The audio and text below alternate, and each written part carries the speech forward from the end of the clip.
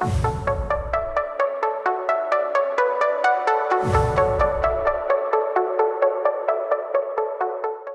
morning, everybody. You guys all awake? Who was at the bash last night? That doesn't sound awake. Yeah, can we get awake? Because it's day 3. Come on. We need some day 3 power. So who was at the bash last night? Anyone? Guys. Okay, we were at the bash last night, so please bear with us if the questions sound a little fuzzy. Yeah, hi. Can you tell, though, that we don't have a moderator this morning? Normally someone is right here introducing the panel. She was at the bash last night. No, I'm kidding. She's the one and only stage manager and manager of many other things as well, LuAnn. LuAnn Wood, who is not here today because she is watching her son speak at KBIS for the first time ever. So she's a very proud mama, so we forgave her for that, so I'm going to self-introduce if you don't mind. I'm Veronica Miller, CEO of Modenus Media and founder of Designhounds. I've just hugged goodbye most of my Designhounds. One's sitting in the middle right here, still here, and the other one is sort of an honor Designhound. You're always part of the gang. And everybody left excitedly, ready to go home, and they're all sitting at the airport now. So you guys are in a lot better shape. And today we will be talking, and you have really kind of a privilege to be in the room with 4 of the great minds in design business. And having access to these ladies, even just one of them at any given time, is a pretty cool thing. So one thing that I really want to stress, we have a 15-minute Q&A at 10:15. Yes. Please use that. So think about your questions that you have. There are no dumb questions. Now's a great time to ask that. And I would like for you ladies to introduce yourselves. LuAnn, Veronica, oh my God, Claire, and Kimberley. Take it away, LuAnn. Okay, well, Veronica, thank you so much for including me in this illustrious panel. I'm so thrilled to be here with you and these ladies and all of you in the audience. My name is LuAnn Nigara. I am the host of the podcast, A Well-Designed Business. Yay! And I am also the co-owner of Window Works, and we are a custom window treatment and awning specialty retailer in New Jersey. So looking forward to this morning. Hi guys, I'm Veronica Solomon, and I'm so happy to be here with you all. I'm an interior designer at Casa Vilora Interiors is the name of my company. I'm also a design business mentor, and I'm just happy to be here to kind of talk about the business of design that we all love. Morning, everyone. My name's Claire Jefford, and I am just outside Toronto, which is just as cold as it is here, unfortunately. And my company is Claire Jefford. I am an interior decorator, business strategist, and I like doing video. And so we're here to talk a little bit about today with Business of Design and this lovely lady. Hi, everybody. I'm Kimberley Seldon. I am an interior designer. I've been working full-time as an interior designer since 1991, and that's how I make a living. And then in 2004, we launched businessofdesign.com, so I could provide therapy to myself in regards to how to project manage and how to deal with clients and trades and all that kind of stuff. So, and some of you know Business of Design, the podcast as well. And in fact, all 3 of these beautiful ladies have been on the podcast, but Veronica, we haven't had you yet. What up with that? I'm elusive. You can't have me. I can attest to that. She's been on my schedule 3 times, I think, and each time we've rescheduled. Yes, I have a marketing team that says, this isn't working. You can't hide. This is not how that works. But I will, I promise you, and then we'll have good stuff to talk about. And today we also have good stuff to talk about. And to me, as having been a designer myself in the past, I stopped doing that and then moved my way into marketing. And now what I do primarily is really look for connections between brands, trade shows, and design professionals. So I don't work with designers as opposed to these 4 ladies, but I'm coming at it from the other side. What I am, however, very aware of are some of the challenges that are out there in the industry.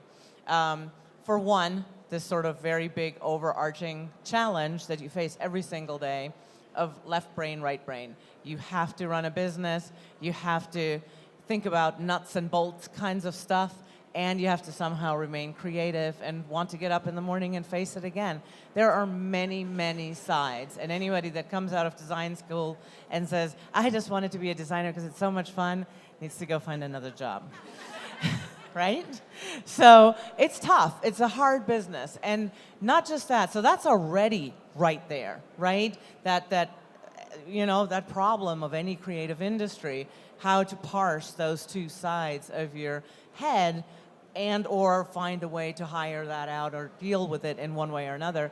But the other half of the equation that we're facing now is how is design business being restructured, reformulated in the decade that we're about to enter.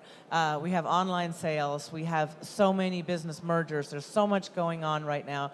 You know, my client bought the sofa online, blah, blah, blah, blah. How do we deal with that? So the next decade, if you guys have your looking glass out for a second, what are you seeing changing? What are you seeing staying the same? And where do designers need to be headed? Well, I feel like you have two ways to look at this. One is you can be an interior designer that strives for the luxury market, and the luxury market is always going to want your services. If you place value on what you do and how you do it rather than the product and the commodity that you bring to them, you are going to sail into the next decade just fine. But you have to be very clear on what your value and your services are. And the other way to do it is, quite frankly, is to have services that are available on your website that can be purchased while you sleep online. So there's two different ways to look at this, and I'm sure all of us here are going to have 16,000 ideas on executing either of those. Get ready to write. There's 16,000 ideas coming your way. I think regardless of the changes, and we know there are a lot of changes with the online stuff, as Veronica mentioned, but as long as you bring that value and you package it up in a way where your clients see that value, they have no reason to really go outside of what you bring to them. You go into their homes and you get them to understand that, listen, I'm here for you, I'm advocating for you, I'm going to take care of all the messy things that happens behind the scenes, and you pay me for this. And then you don't have to worry so much about the online shopping and clients going to find cheaper products online because they will have no reason to do that. Yeah, and just piggybacking off of what Veronica and LuAnn said is really doing it through video as well, like putting yourself out there on social media, showing the process, not just showing the pretty photos, because to get to that pretty photo took a lot of work, a lot of blood, sweat, sometimes tears. So it's really important that your client needs to understand how is it that you are benefiting them, what is the value that you're bringing to the service, to their project, and not just the pretty picture at the end of the day. So, and what seems really simple to us is actually not to the client. It's actually quite complicated, and choosing a paint color is not easy, or doing the managing of the renovation, or picking the right fabric for that window treatment. It seems fun, but there's a lot of thought process that goes in behind it. And if you get it wrong, it's not an inexpensive mistake to make. Ditto everything the three previous panelists said. I would also say we have going for us the fact that there is a thriving and healthy middle class. So in addition to what you consider to be that luxury client, the client who has 4 homes and will just use you and never shows up to a meeting, just says do whatever you want and sends a check. I love those clients. But there's a big, meaty upper middle class who, let's be honest, we're kind of lazy. They don't want to do it. They're working, they belong to charities, they have husbands, they have kids, they don't want to do it. And so one of the things I think that's important to think about is, Veronica mentioned us being in a creative industry. I actually think the creative part is secondary to the business part. You're a business provider. It's 80% business, 20% creative. And as long as you're speaking to that 80% business, which is what Claire is referring to by showing them the real process, not the HGTV, ain't this pretty, ooh, I'm done in an hour process, but the real process, right? You're going to have a customer for life who's never going to go anywhere else. And let everybody shop online if they want to. Have fun, knock yourself out. Yeah, what she said. Well, I think, I feel like one thing that did happen, just to touch on that online thing quickly, and then we'll put it to bed where it belongs, really, because there's so many homes available out there. But it has made, for better and for worse, the clients more savvy. They have become more design aware. I think that middle class that used to maybe just not even consider design as an option for themselves, even with the dawn of Pottery Barn and restoration hardware, suddenly they felt that like they had access to design. And so does that help the designer? find new clients and establish a rapport with the client, or do you find it more detrimental that you have people with their own Instagram presence, with their own Pinterest, and with their own sort of idea that may not necessarily be executable or may not even be right for them? We can hate on HGTV sometimes. I'm one of them. But honestly, they did bring awareness to the mass market about interior design. And a lot of people who didn't think about interior design before are pursuing interior designers and bringing them into some capacity. For me, I love to capture the market that does not necessarily have the money to pay me the full service fees and offer them a different level of service, where I say, here's a design plan, here are some things you can buy to make your home beautiful, go ahead and do it yourself. So I think the awareness that the online shoppers and things brings to the market is still, you could still profit from that. Can I just say that I think too, like with that is also like the 3D designs that they show on HGTV a lot. Like we can all do those 3D designs, or you can outsource them. There's a lot of great resources out there for people that do that. But that shows people aren't visual, so they want to be able to see what is your space going to look like before you actually execute on this project. And now you can upload fabrics, you can upload artwork, rugs, anything that you find, paint colors. So I think that's really big as well. And and I think taking advantage of being when you're online, if they're sure we've all had clients. I know you're in California as well as Toronto, Kimberly. But I've had people contact me, overseas, and they've watched a YouTube channel or on Pinterest, and then I'll do e-design. It's not my favorite, but I do offer it, as a service. So seeing that coming more over the next 10 years as well. I know we're going to talk about branding as well, but some of this is sort of self-selecting, right? People will find their tribe.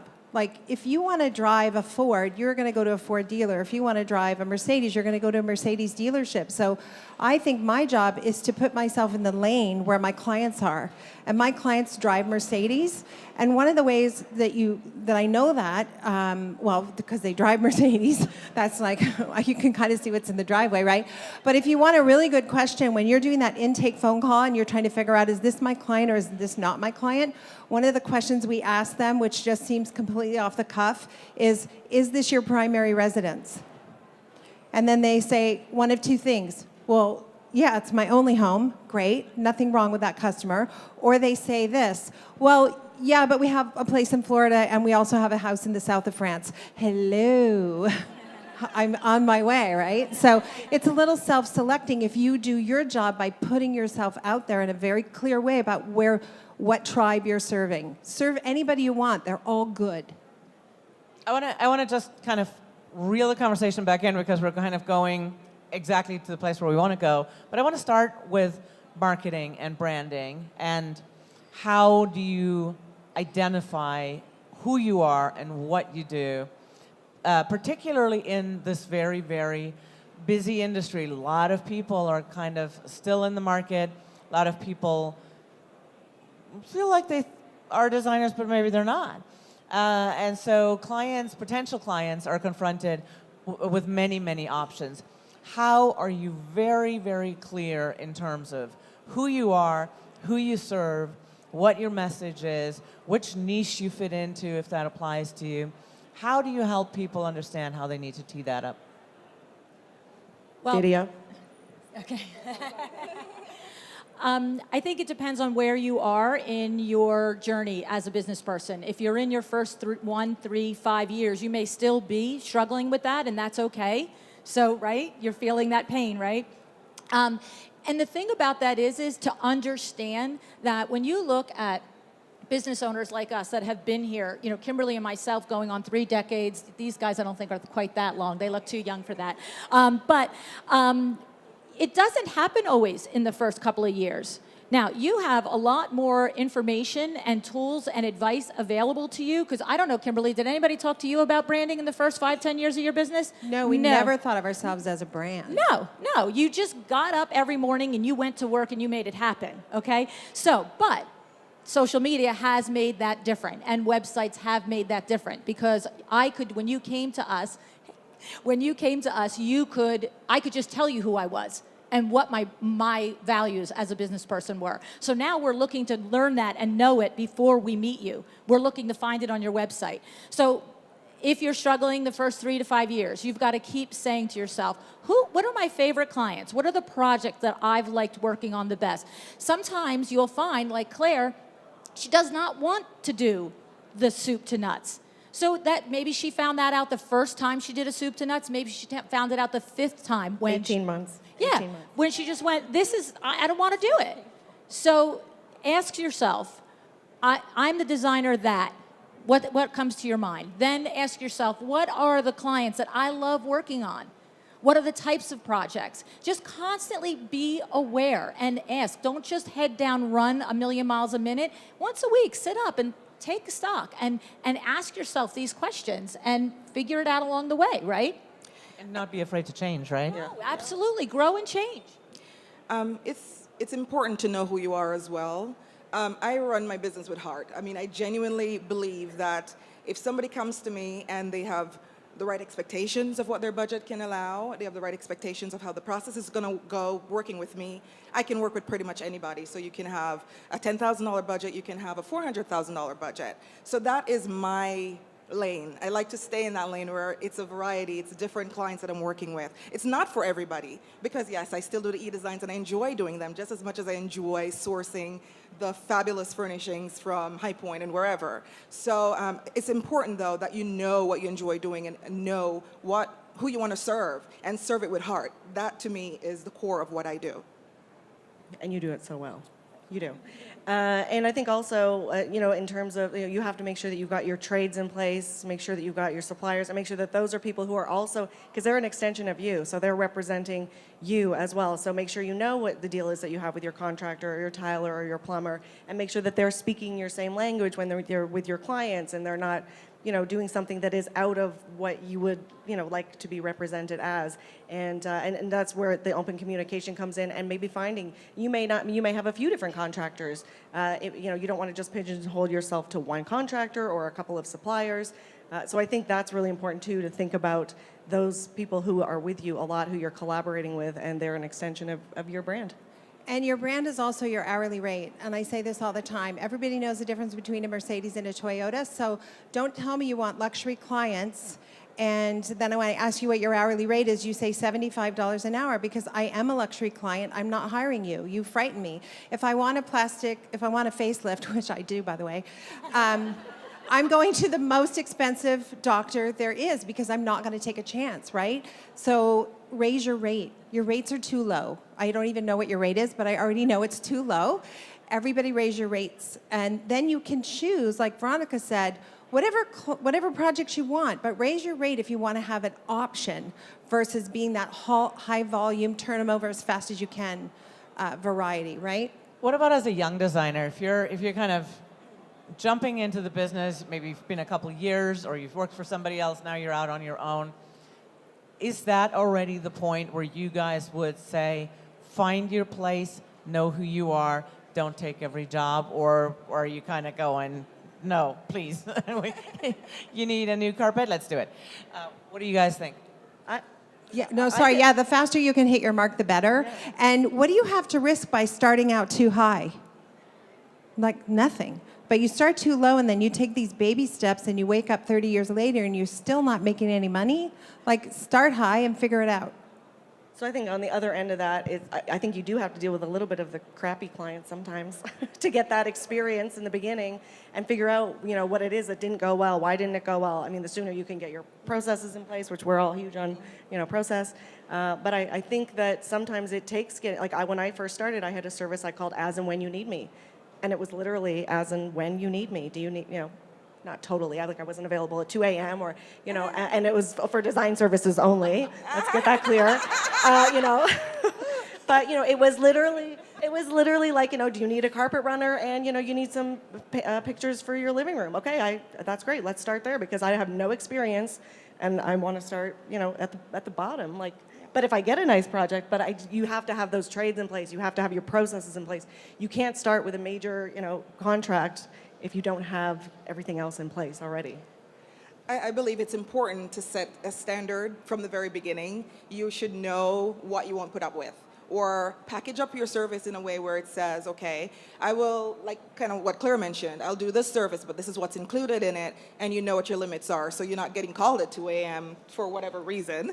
So it's important to set those standards right away and know the kind of clients that you can work with and set those expectations from the very beginning. Can I just go back to one thing on your original question in there was about the brand and how do you define that? And I just want to touch back to what Veronica's answer was. In that struggle to figure out your brand, sometimes we're all looking for this identifier. And the thing about it is if you heard Veronica's answer, she is servicing the e-design market, she is servicing a client with a $10,000 budget, and she is servicing a client with a $400,000 budget. That's not normal, that's not typical. Usually you're swimming in one lane or the other, like Kimberley's firm is, obviously in the lane with the South of France homes and so forth. But the thing is, understand it, hear what Veronica said. She works and leads from the heart. And so for Veronica, that's real. Right? In other words, she's actually connecting with each of her clients on that level. So she doesn't care if her client has a $10,000 budget or a $400,000, and that's her brand in there. So you're not always looking for this crazy identifier as a brand. But by the way, you can't copy that either, because you can't genuinely be happy to help a $10,000 client and a $400,000 if you aren't really, truly happy to do it. But Veronica finds something in every client to appreciate and latch onto and hold onto, and she communicates that. And that's why she's successful at all different levels of design. So don't look for the big thing in the back corner. Look for something right in here that's so real for you. What about niching? Do you find it's still okay to just be an interior designer, kitchen bath designer, combination of the two? Or is going forward, especially looking again at that next decade, does it make sense to niche and find a specific space? I'm not a marketing expert, but every marketing expert out there says that it makes sense to find a niche and stick to that one niche. And I would say to an extent, Veronica might be an exception, but Claire's not really an exception to that rule. She knows who her clients are. She's very targeted about what that is. I'm sure LuAnn is not an exception to that rule. And I'm a niche designer for sure. Like if kitchens and baths are your thing, then I think you need to further niche it to luxury kitchens and baths or mid-range, whatever. But yeah, I would say yeah. I think so. So going back into the marketing area, we kind of have a sense of who we are. Now, how do we tell people who we are? Importance of social media in the next decade. What's your looking glass there? Where should people hone in? What will make sense? What is currently happening that might kind of fizzle out that you're thinking? What's going to happen there? I think it's video. I'll always say That's that. the answer time. to everything you ask her, by the way. It really is. Well, because it's just so huge. But I think also it depends where your clients are finding you. You're not going to be different on every platform. The way that you're going to do a video may be a little bit different in terms of editing and all the background scene. But if don't try to be everywhere. If you are getting no clients through Instagram, maybe Facebook is your thing. Maybe people are finding you through YouTube. But being able to again just communicate. Like I can't tell you how many times I go to a client's home. I'm knocking on the door and they're hugging me. At least like the trust is already there because we've already broken down those barriers. They've watched the videos. They've seen what I've done. They feel like they can connect to me. And the amount of times that I'll say to someone, "Oh, I'm going to send you a few videos," and the husband's like, "My wife's already watched them all. Don't worry about it. That's why we're hiring you." So for me, that's just key, and also not overthinking it. Like we all overthink it. I go on at 6:30 every morning, except for this week, Monday to Friday. On Instagram, and there's filters. There's these beautiful thing called filters, and they're amazing, and so you can. But it depends it depends. You got to stay on brand. You got to figure out what your story is. But again, it's not overthinking it. And a lot of times people will say to me, "I really want to do video, but I don't look good, or I don't know what to say." You literally in your own studio, you have fabric books. You have something, I know you do, that you could pull out and start talking about. This fabric is good for window drapery. This fabric is great for upholstery. Don't use this for upholstery, and it can just be a 2-minute video. It doesn't have to be, an hour. When you say Instagram, is Instagram stories for you mostly, or actual Well, Instagram? okay, so Instagram has changed now, right? So I do Instagram Live, and then the Instagram Live you can take now to IGTV. You can upload it to IGTV. And then now IGTV just rolled out this thing where it puts it in your feed. So it puts like the first 1 minute of that IGTV video in your feed, which can look ugly. I mean, it's not going to make the prettiest feed if your face is, depending on what you're saying, right? But so that's another thing, is to leverage the different layers, because now I'm excited, but I have to think about now how I start the video, because I need to get people's attention straight away. Because if I scroll through a feed and someone's going, "Hi, how are you?" I'm like, I don't have time. I don't have time. So so social media is always changing, but I embrace it because I think I love change. So I would say that there's a step before that, though. Just like you are tracking your hours every single day and you know exactly how much time you've spent on each project and so that you can bill properly, you should be tracking where your business is coming from. Every single project. I should be able to come into your design studio today and have the record for every client for the last year, where they came from. Because if you're not getting clients from Instagram, then you don't need to figure out how to make a fancy video on Instagram. I mean, you can do it if you've got extra time and you want to layer in so the client that is coming to you from a referral, or the client that is coming to you from Facebook, or the client that's coming to you through your blog can further get to know you, but you're not going to spend your days. And let's remember, Claire's client is you, right? Her client, you designers are on Instagram, but is your client on Instagram? And some clients are. But first know who your client is, know where they're coming from, and then go to that place. And it really might be, direct mail pieces. It might be your blog. And don't forget being a local expert in your area.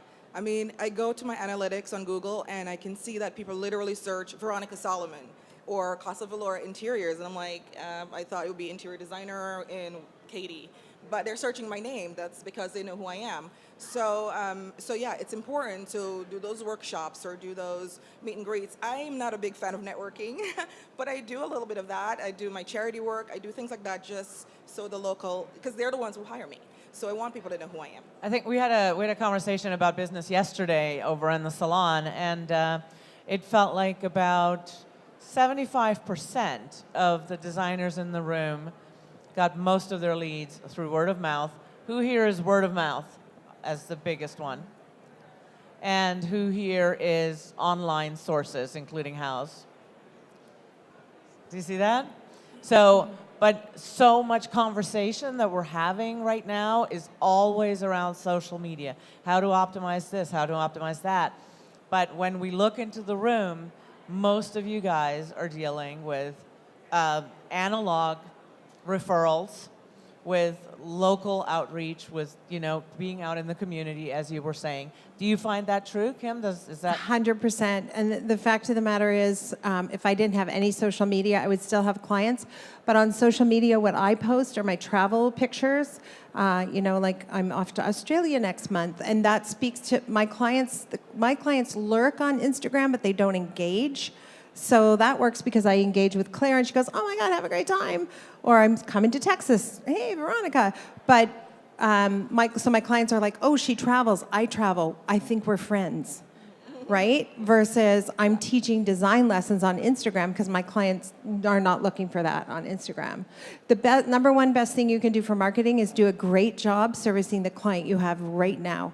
Make that client happy by having systems and procedures so the experience of working with you is amazing. It's a given that you do beautiful rooms. In fact, how many of you make beautiful rooms? It's not why we're getting hired. We're not. It's not why we're getting hired. We're getting hired because we do this really tough work that's hard to manage. It's like herding cats, right? And so someone's going to pay us to do that, so do it and make sure it feels like a great experience for that customer. And then have fun on social media doing whatever you want. That lets me zoom right into the next thing. I want to talk about value proposition and how that needs to be very clearly established and how that affects your bottom line.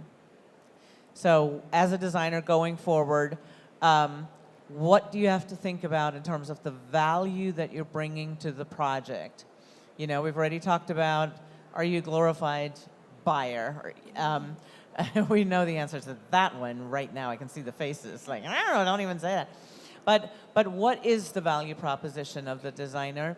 How can we take, and what are the pillars of revenue and the pillars of value that designers need to identify and think about and cultivate? I literally tell my clients that when you hire me, you don't have to lift a finger.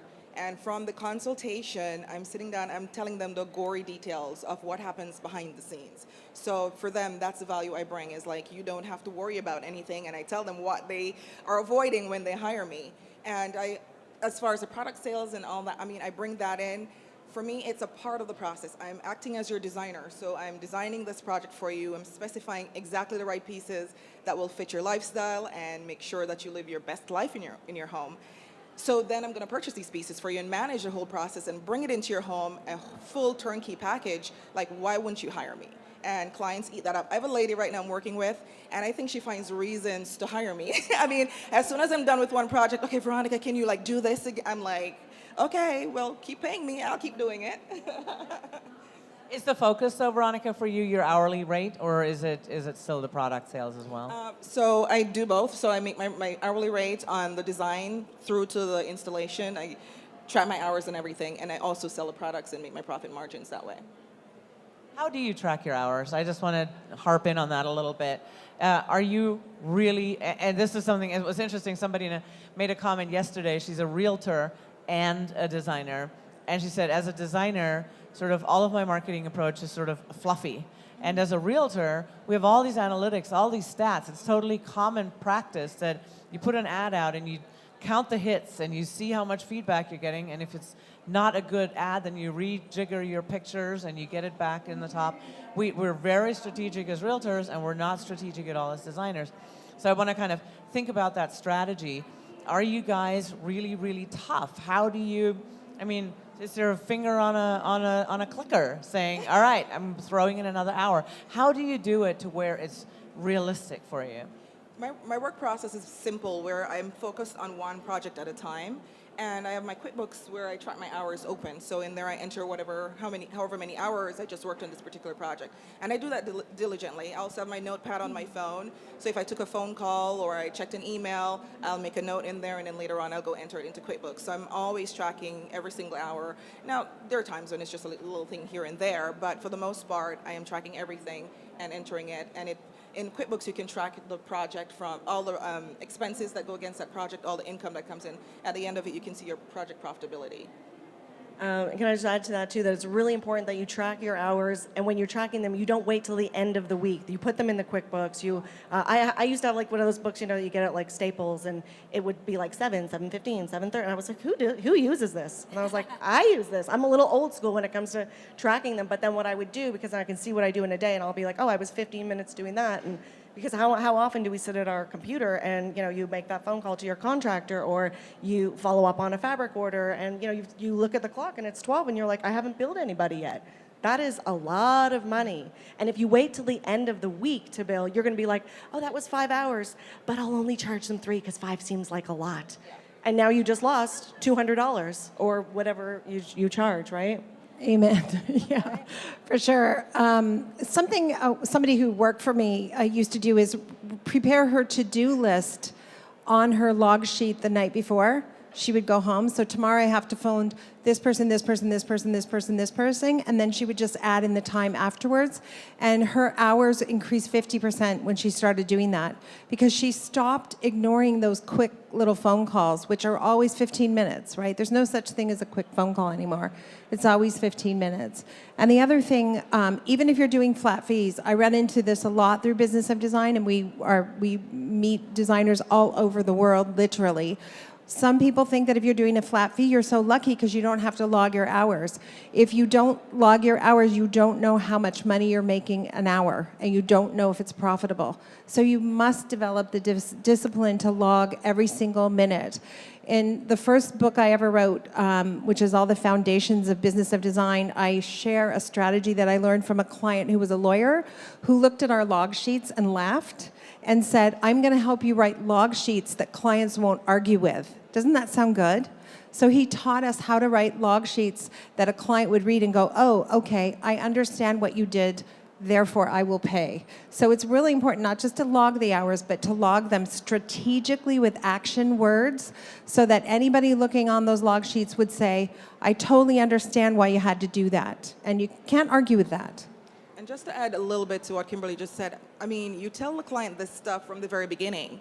So if you tell the client, okay, you're going to be billed for phone calls and you're going to be billed for all of these things, when they get that invoice, they're not going to question anything. And in fact, my billing strategy is that you pay me everything up front, so we don't even bill. I don't do weekly billings or anything. You pay me my fee in 2 payments. So, but yeah, you still have to keep tracking just in case you go over that. But you really do have to log everything that you do, and then you can decide what you're going to give away, but you shouldn't give anything away. Looking in that, again, at that next decade, you guys, you're not a designer. You came at this from WindowWorks, but the three of you did. And suddenly you became business mentors, strategists, speakers, coaches, whatever you want to call it. What do you recommend right now? And I think what has happened over the last decade is that a lot of people became bloggers, a lot of people became influencers in their own right, a lot of people are working with brands. Maybe, I don't know, do any of you guys work with brands that participated, like brand outreach events, travel up to Monogram, stuff like that? You guys need to do that. You learn a lot. Got to do that. But what kind of ancillary revenue streams are there? You've all built websites. Websites can be monetized. What going forward into this next decade?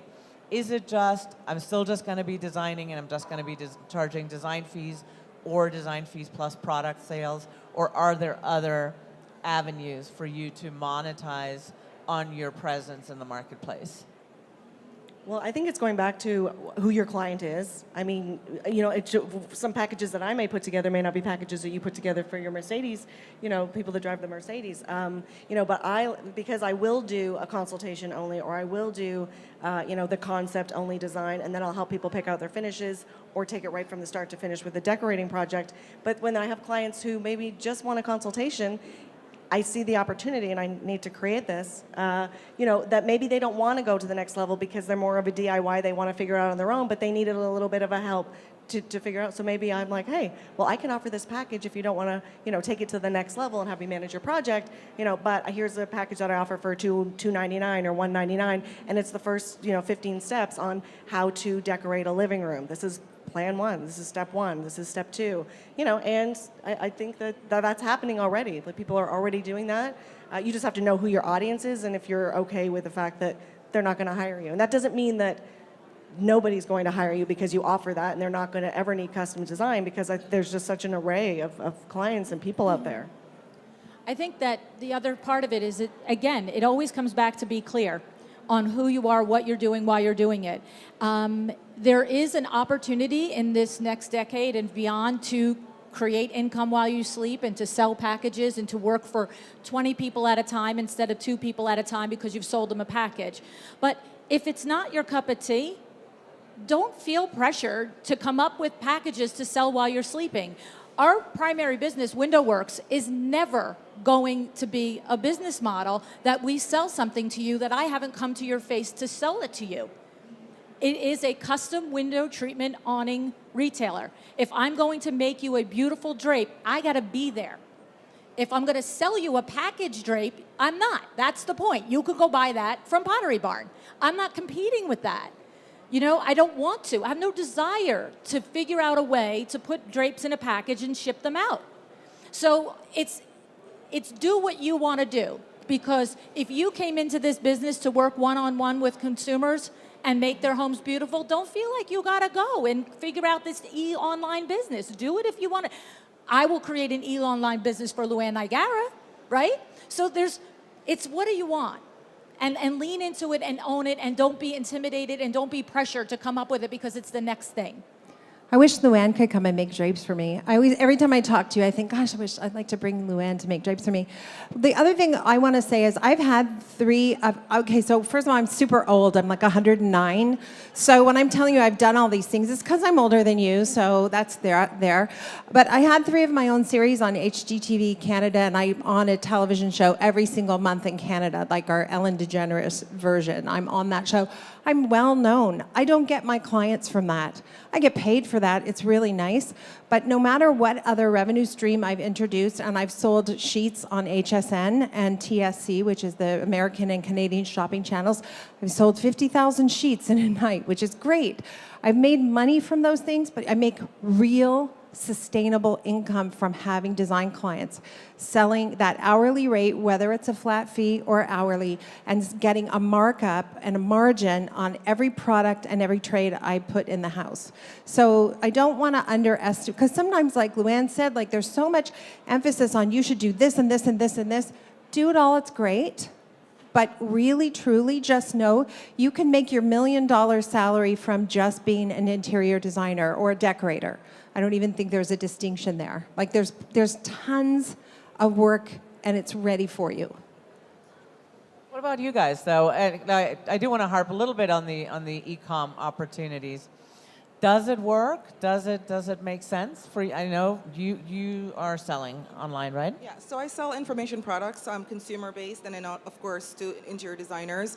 And I started doing that long time ago when the hustle was real. I mean, I had 2 kids to raise alone, and the economy was crazy, and I just started doing things that people could just buy from me without bringing me in for a full-service project. In fact, one of my biggest projects last year was an e-design client who hired me to come in and help her figure stuff out, and she ended up spending like over $100,000. So I get, real clients that way as well. For me, it's always been profitable to have that extra income coming in, because the huge projects don't come along every single day for me, and not in my market. They're wonderful when they come along, and so I recognized that right away, that I needed to create separate income streams so that I could always have income coming in. And it's nice to wake up in the morning and see that you have some money in your bank account that you didn't know was there. So I keep doing that, and I enjoy doing that. And I want to just say the other thing too is if you're inclined to put packages together and sell things while you're sleeping, I have to say I would be totally remiss if I did not. My Doma Studio has that set up for you. You don't have to go and hire a web developer and how do I make a card and all of that crazy complicated stuff, which I always say is the thing that this is such a great idea that turned into a project. It's like, darn it. Like it just got so big, I'm not going to get it done. But if you are a MyDoma Studio user, you can create your packages in there, and you could literally do it this afternoon and start selling by tomorrow morning. So if that's your goal to do and to add to your ladder of services, it's an easy way to do it. And you can then go back to your social media platforms and leverage them, right? We learned yesterday that all you need to have is 1 follower on Instagram to turn it into a shop, whereas Instagram stories take 10,000, but you can have a shop on Instagram and make every product that you sell visible on Instagram and link from Instagram and hashtag accordingly, so you really don't even have to have the followers. So that was kind of interesting too. And then Pinterest as well, right? Right. And did you guys hear Sarah Lynn Brennan? She is from Waxhaw, North Carolina. She made a package on MyDoma Studio. First time she ever did it. She thought, let me try it. And called Romantic Transitional Bedrooms or something like that, right? I can't remember what it was called, something like that. In 2 days, she sold 66. Stuff goes. And we have somebody in the audience down here too, Emily. Right, you told us the story yesterday of making some of the floor plans of your work and some of the finished packages available as a download on your site, and what, $25,000 off of one house? With 0 advertising. No advertising. Yeah. So that's kind of, I think it's really important. I think one of the things that's very important for me to make you guys aware of, everybody's obviously on Facebook, yes? It's the thing that won't go away. Because all these ladies have Facebook groups that you can tap into and where you can connect after these talks and continue the conversation and ask the questions, because from our end we don't, but I see there's so many questions, and you guys all have thousands of members in your groups that people can tap into their own community and ask questions, because it seems like the answer is always in the room, right? What's a real challenge, like a real thing that you don't even have any idea how to tackle, is like super easy for the next guy, and they may have exactly the opposite problem that you can solve. So communicating online with this community of peers, I think, is really, really important, right? And I think you also need to drill down though, like we talk about this with LuAnn and I, sometimes there's a question thrown out there and it's not like, you can't just, you're like, I need more information. Like, are you new? How did this client find you? Did you manage their expectations? And almost everything goes back to managing their expectations. So anything that you kind of look at that goes wrong down the line, if they, are questioning your bill or they're not sure, that's because you probably didn't explain to them how you bill. You maybe were a little bit nervous about talking about, as Kimberley calls it, the green stuff. So almost everything that I look at when I go back and I review a project, if there was anything that went wrong, I'm like, that was because I maybe wasn't clear as I could have been at doing X, Y, or Z. And Veronica, we learned yesterday from Leslie Carruthers, who was part of our conversation, that your website, veronicasolomon.com, you really take a lot of time to explain every single step of the way of what you're doing, and then buy now. Yes. So I, after viewing my analytics, which is very, very important that you guys do that, I realized that a lot of my clients were up at midnight looking at my website. I even have something on my website where I can actually see people on my website. So if you're on there, I can see you guys. But yeah. Stalker? Wait, in our pajamas, you can see us even, like? I can see you, but I can see like the email or where you're from at least. I can see that. And so I looked at that and realized that my clients were looking for information at midnight when they're not going to call me. At least I hope they don't call me at midnight. And so I wanted to give it to them, and I wanted to make it convenient for them to pay me and book me to come out. Of course, I'm still going to call them and follow up once they've booked a consultation. But I get consultations booked all the time from clients at midnight, 2 a.m. in the morning or something when I'm asleep. So I try to explain every little detail of what to expect, and of course, you follow up with a phone call and know all of this, but my website defines every little thing as much as possible. It's almost like an assistant for me. And maybe that's why I don't need an assistant all these years. So the last question I had before we open it up to conversation is a little bit about this possibility of connecting with brands too. Who here has a blog? Really? No more blogging. Look at you guys. Don't be shy. It's okay. Patty, you can fess up. But who here has an Instagram platform that's got some followers? All right. Okay. So, interesting thing. One thing to think about, or is blogging a thing of the past? I don't want to get too far into that, but if you are out on social media and you are a designer and you want a brand to know that you're working on a project using their products, and it's important that you let them know, because you buying that product is not going to tell the brand that you bought it, because that's a retailer or a distributor or a wholesaler. It's not the brand. They have nothing to do with each other. They may not even like each other. So that brand has no idea that you're like a loyal dude down here and you're just specking away and pushing away. They don't know that's happening. So to let them know, social media is a good idea, because so many brands want to know what your projects are and help you by elevating you through their platforms. Do you guys still feel like that's relevant in your business? I blog. I like to. I think it's important for SEO for one. I mean, it's nice to and again, you don't have to do it weekly. It doesn't have to be something because really sitting down and doing a blog, a lot of you are probably like, oh my god, I gotta do a blog, But for SEO, it's good. You want to use some of those keywords where people can find you. Like, I did a project in Toronto, Canada, and it was this, an interior design project, or using those words, decorator, design. And then when you tag the brands, or you link back to brands and you link back to their website, another thing like Veronica was saying was that you can look at your analytics and the brand, you can say to the brands, hey, look at how many people came from my website over to your website, so my followers are seeing what I'm doing and they're and then I'm getting eyeballs on you, is there another way that we can connect on the next project? So I do think blogging is still relevant.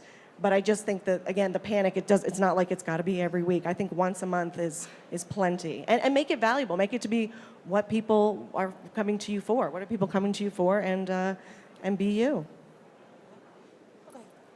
I was just going to go back to the branding, whether it's worthwhile and you should consider it question, right? So the thing is, again, why are you doing it? Are you wanting to do business in your town, in your community, busy every day, 5 days a week, make your, a couple of $100,000 a year and be with your family? Then guess what? You don't need to connect with brands. But if you are interested in being noticed by brands and you are interested in that sort of platform, don't start too soon tagging and getting their attention if you're not quite ready. So when the brand, you tag that brand, you're like, hey, I used your signature kitchens, right? Your website better be in order. Like, your house has to be in order. Because they're going to come and they're going to say, oh, let me look over here. Like I say to you guys, I look at your websites. You start tagging me on social, start poking at me. Hey, I do this, I do that. I go looking. If your whole Instagram feed is your dog and your cat, and then I get to your website and your name isn't there, the town and the city that you live in isn't there, and the projects don't represent what you're saying over here on another platform it is. So if your goal is to be noticed and by brands and be an influencer, lock everything down first, then go out and knock on doors. That is such a, that's so much. That's a huge point, and not just if you want the brands. I think you're absolutely right. Under all circumstances, right? Yeah. Have your house in order, wouldn't you say? People will Google you, and it has to be, and we talked about it yesterday, so many people don't have their phone numbers on their website, or their location. What is that? It makes me crazy. Or their name. Yeah, it makes me crazy. People will search for kitchen and bath designer in, Princeton, New Jersey. You want to have, we do kitchen and bath design in Princeton, New Jersey, in there, because Google is stupid. Google has no way of knowing what you do unless you tell it, right? Google is stupid. Hashtag Google is stupid. The only people I know who make money at brands are people who do it full time. And I mean, they're working it every day. They're taking pictures in exotic locations, and every single thing in the picture is tagged, and they're making real dollars. So I'm of two minds about that. I sort of feel like if we bought a product, named the product, I don't owe them advertising on my Instagram page, but maybe if you're looking to attract high-end customers and you're tagging Sub-Zero, maybe that makes sense for you. I don't know. I think a lot of brands want to know about the projects that you guys are working on. Sure. The brand, again, can't come to you and say, hey, I'll give you a discount. Doesn't work, because they're not in the power to do that, because they have to go through their distribution chain. They have a deal with their distributors. They cannot break that. So they can't even discount it. But they can send you a photographer to shoot that project for you and work with you, help you get published, and if that's what you want. So there's that, and that's not being done anywhere near enough. The biggest question that I get is, can you show us designer who using our product? And I'm like, needle haystack, I don't know where they're at. Unless they go, hey, I'm right here, we have no way of knowing that. So coming from the brand side, I absolutely feel it's really, really important to let people know you're out there, you're doing what you're doing, have a voice. You guys all developed a voice for your own that brought you out of sort of the broad mass of this industry and made you stand out. If that's what you want, and to want to get that attention and to want to get something published, the brands are really, really keen on having that conversation. I'd love to, I know we have to open it up for questions. Do you guys have questions for us?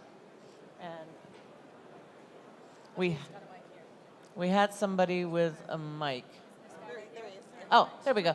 Can you come on over here? I was looking for Lily, and suddenly she disappeared on me. Hi, ladies. I know LuAnn pretty well because I follow you on your podcast, but I don't know the others very well. And I was curious because listening to you and all that you do, and there's families probably there, can you give us a little insight of what your teams, or if you have a team, looks like? Because, I mean, I'm newer. I don't know how many out here are. It's just me right now, but, to grow and, what does that really look like? I'm just curious. Okay, I'm the one with the mic. Okay. I do have a team. I have senior designers, junior designers. I have a financial administrator. I have a media person, and I have a totally separate business of design team staff. You don't have to have employees to have a team. You don't even have to have contract people helping you to have a team. You can be a team the first day you open your business by having another resource that's on your side. That could be a fabric company that you work with all the time. They're now part of your team. It could be LuAnn does your draperies. She's now part of your team. I talk a lot at Business of Design about being a we. Be a we, don't be a me. Little old me gets beat up in business all the time. But when I'm a corporate we and I have a contract that protects my interests and protects the interests of my clients as well, I can be that professional corporate we. That puts me where I need to be seen as that professional interior designer. Because that's one of the problems with the industry. Veronica mentioned earlier, like sometimes clients think they go to Pottery Barn, not to put Pottery Barn down, they're great, but they work with a designer at Pottery Barn and they think that's a designer. And that's not probably what we do. Right? Maybe that designer's great, but probably it's a person who sells furniture. My response when people say stuff like that is, oh yeah, my daughter did that one summer. Like, right? It's not the same thing. You're not dealing with the same thing. So outsource those tasks that you want help with. One of the most successful designers we know in Canada, his very first hire was a PR company. Not a junior designer, not a senior designer, not a bookkeeper. He hired a PR company. And the result is he's famous in a saturated, hugely saturated market for no other reason than he had enough money to hire that PR firm. So outsource, and the next person I would outsource someone to answer your phone, to sign up, consultations for you because you're probably not great at it. And then the third one I would hire is, or the second one I would hire is a bookkeeper, and I would bill the client for every minute the bookkeeper spends working on that project. So the bookkeeper shouldn't cost you money, it should make you money. So that's my experience of staff. So you bill your hourly and you bill for your bookkeeper's time? Every single person who works on the project bills for their time. And here's a really easy marker. If the client would have to do it, if you weren't hired, you bill for it. So what does that mean with a bookkeeper? It means if the bookkeeper's phoning to get an invoice for a sofa and to pay the invoice for the sofa, that's time a client would spend if you weren't on the job. The sofa doesn't matter. They don't walk into a showroom and go, I'll take it and leave. Right? There's paperwork, there's follow-up, there's tracking, there's shipping, there's movers. All of that is billable hours. 100% of it is billable hours. I think the other thing, too, is when you outsource, like Kimberly's saying, and you hire, it's very similar to what you just said in terms of when you hire an assistant, you can pay your assistant X amount down here, and then you're out there in the consultation, you're out on the site overlooking, and you're charging, up here. So if you're also running the errands and picking up the fabrics and doing that, you can't be managing you can if you're, working a lot. But, so, and then like Kimberly said, and then they're going to bill you for your time. So then you're going to bill the client for that time, right? When someone else is billing you, then it's easier to be like, oh, well, she billed me 5 hours. I got to bill the client 5 hours. Not like, oh, I'll eat that. Can I just quickly add ×3? If you're paying an assistant $45 an hour, ×3 is what you bill the client. That's like a standard business. It's like, I want to be your assistant. Just kidding. Done. Hired. Very hired. That's a nice rate. Gosh. ×3, Yes. That's how it works in business school. The thing that bothers me about a design education is, where was my business training? I had a business teacher.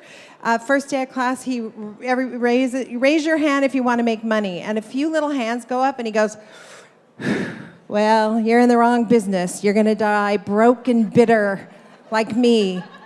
You'll be lucky to get a job teaching design, but let's go through the book now.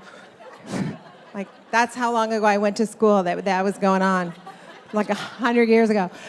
I don't think the business classes have gotten any better, and that is tragic, and it's really targeted at a career that is largely female. So I'm waking up, in my 50s to what it means. Where's the feminism played into this? Why wasn't I taught how to run a business? That's absurd, and it's obscene. And every time you outsource part of your work to another third-level company, you're losing profitability. So just so you know, every time you hire someone else to take some of that dirty little paperwork off your plate, someone says, don't worry, you don't have to work so hard. Let us do all the paperwork for you. They're making money on you. It's fine if you know that, but just know that. Let's get empowered. This is a multi-billion-dollar industry. Right here, we should have $1 billion. I don't think we do, right? Like, let's start stepping up and taking the piece of the industry that should belong to us now. Let's get serious now. I like that. You guys ready to get serious? Who else has questions? There's one right back over there. Yes, ladies. I'm not an interior designer, but I am a builder in my market, and I'm not really on social media yet. And is that something that I really need to step up and do, like the Instagram, you're saying the Facebook? Is that something you would recommend me to do to get out there more so people know who I am? I mean, I have my business cards and word of mouth, obviously, but what do you think of that? I mean, I go back to what I said before. How many years are you in business, sir? 7? Do you know where each of your clients have come for the last 7 years? How you do have that track somewhere? Okay, that's the first thing, right? Seriously, that's the first thing. Start tracking it and then lean into that. If the clients are coming from trade shows, if the clients are coming from realtors, if the clients are coming from designer referrals, that's where you're going to lean in. I think it's also important to be committed to showing your work. As a builder, you want to get more eyeballs on the projects that you're working on, and social media will play a role in that. So having a portfolio somewhere will, your website obviously, but sharing them out there I think will drive some traffic to you. I have to throw in Google Local. You've got to have that filled out. You've got to get your referrals on Google Local. What happens if people are looking for a contractor of whatever it is you do in your town? The first thing they're going to see is that top tier of that page. That's guaranteed to you if your information is filled in correctly and you have a lot of great referrals and hopefully 5 stars. Right? Yeah. And that's social media too. I mean, it's digital media at least. So, and then... And partner with an interior designer. So you'll have beautiful finished photographs, because sometimes builders' photographs and architects' photographs look 80% great, but an interior designer would make it 100% great. And then tag the designer. Like, how about credit for the designer? So often the photographer gets credit, but the design, like, how many times have I seen a photographer use an image of mine and I'm nowhere to be mentioned? I'm like, we're starting to send legal letters from lawyers saying, take it down or tag us. Like, we're done talking. Like, now, like, let's start giving credit where it belongs. And you're leading a design revolution. I like where you're going with this whole thing. I'm going to wear flats for that. I'm not wearing heels. Okay, one last question if you guys have it. Over there. All right, there's 2. Hi there. I wanted to ask you a question about the e-design. And I assume you're talking about passive income, not designs where someone hires you and you're designing something where the work is then afterwards. You're saying you have packages on your sites where people can do it and they're just getting something pre-canned, sort of? I think it could be, there's 2 different, there's 2 different areas for that. So like, you could have someone contact you and they want you to design a space specifically for their space, and they want to, you're getting the dimensions, you're finding out all those questions that we need to ask clients right from the beginning, and then you're actively working on that project. But then, like Emily mentioned yesterday, she was getting a lot of interest in a couple of her specific projects because she does beautiful work. And so she put together a package that was like, this is, you were explaining a little bit yesterday, but about like, this is where you get this farmhouse light fixture, this is where you get this, and then she links to all of that. And so it's 2 different things. And again, it's 2 different clients. The type of client that wants to go and do it themselves, and the type of client who may be in California or in Australia and want to hire you because they saw what you did on on social. And e-design is not a cheaper way of doing design work. E-design is basically, because I know a lot of designers who are trying to compare themselves to Havenly or some of those online stores, but it is just the client is hiring you for a part of your process. They're paying you just for the work that you put into it, the design work, and they're not hiring you to manage the whole project. So you should still be charging what you would normally charge for the design work. And so that's what e-design is for me. It's not passive income. I'm actively engaged in developing a design plan and then giving them a shopping list that they can go and source those items themselves. And what I was talking about was the packages. That is passive. Okay. And that is not specific to that client. That's like, take this guest bedroom beach scene package. It's this headboard, this sofa, whatever. Okay, I wasn't sure you were all talking about the same. And I was going to say, too, don't underestimate how much work that is. Like, that is a lot of work. And we took on one about a year ago. Someone contacted us. They saw on Pinterest a built-in that we had done. They're like, we want a built-in done for our space. It's not really, my forte. But I was like, oh, okay, sure. We'll do this. It'll be fairly easy. Like, I underestimated how back and forth, then the contractor was like, no, this isn't, da-da-da, and then he had to come back to me, and then she had to, it was just, I actually did not enjoy that. It's a real project. It's a project. So don't underestimate ever. Everything always takes longer than it seems, whether it's writing a blog, doing a project, everything takes twice as long as you think it will. We have to wrap because I'm getting the sign. I'm getting the cutthroat sign. Now she's here, Didn't get introduced, but we get kicked out. But very quickly, where can people reach you? KimberleySeldon.com? KimberleySeldon.com is my interior design website. BusinessOfDesign.com and Business of Design podcast is where you'll find me. And Claire? ClaireJefford.com is both my interior design and my business strategy coaching website. YouTube, Claire Jefford, and Claire Jefford Coaching. At Instagram. And that's it. Oh, and in our groups.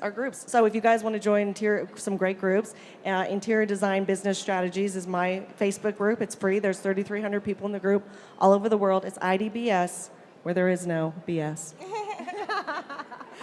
So my group is What They Don't Teach You in Design School, and you can reach me at veronicasolomonuniversity.com. Yes, I own a university. And you can also reach me at veronicasolomon.design. And I am at LuAnnNigara.com. The podcast is A Well-Designed Business. The Facebook group is LuAnn Nigara and Friends. And you can get on the email list by texting DesignBiz to 444-999. Wow, they have their act together. Thank you, everybody. Thank you, Veronica. Thank you. Woohoo!